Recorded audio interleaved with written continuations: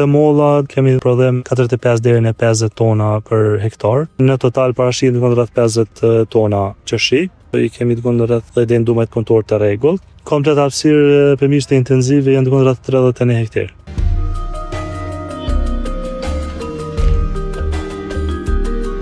Luna SHPK ka startuar nga viti 2015. Von fillimisht ka filluar si një firmë vetëm për familjen, mirë po mandej kanë pa që po ka mundësi që me prodhu diçka kualitative edhe kanë filluar domethënë me zhrimin e saj.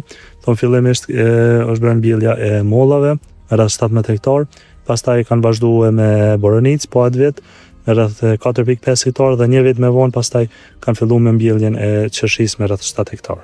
Brenda 2 vite ka ndodhur gjithë zgjerimi.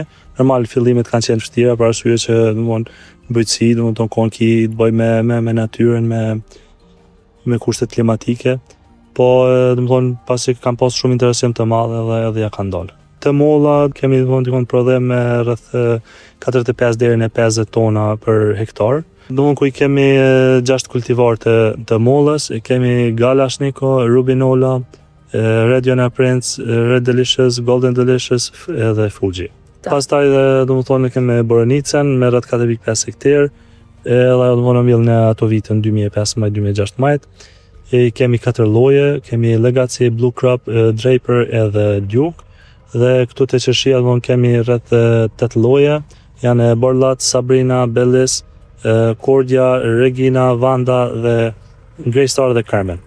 Vjelja fillon dikon rreth fundit të majit, dikon rreth datës 8 maj deri në 22 maj. Kryesisht fillon me Bellisin, pastaj vazhdojnë varietete tjera dhe ditë prej secilit varietet. Si këtë vit kemi dikon rreth 10 deri në 19 kg për fidan, nëse në total parashikojmë rreth 50 tona qershi. Fillimisht është toka edhe kushtet klimatike janë shumë të favorshme për kultivimin e qershisë, mirë po edhe mundi janë, përkushtimi janë e bën që me qenë pak ma cilësore, ma kvalitative. Arsye që bëjmë shumë përkushtim to dhe pastaj sillim një produkt mirë. Me faza kërsitja bëhet në periudhën e qetësisë dimrore, pastaj janë punë e ujitjes, plerimit, spërkatjeve dhe mirëmbajtjet e tjera, se çka do që ka nevojë qoftë spërkatjet, plerimet. Po na kryesisht këtu kam vetëm ngra, arsye që vjelja është pak ma e ndihshme edhe gratë janë shumë të kujdesshme në këtë aspekt. Gjatë vitit punën dimrore edhe mirëmbajtjen e spërkatin këtu i kemi të rreth 10 ndumet kontor të rregullt që punojnë gjatë gjithë vitit, ndërsa në sezon varësisht se çush ka rendiment arrin edhe numri i punëtorëve 30-40, varësisht se çush ka rendiment. Ndër më të mëdhajat munda me thonë po ndër më të përkushtuara gjithsesi. Komplet hapësirë pemishte intenzive janë të rreth 31 hektar.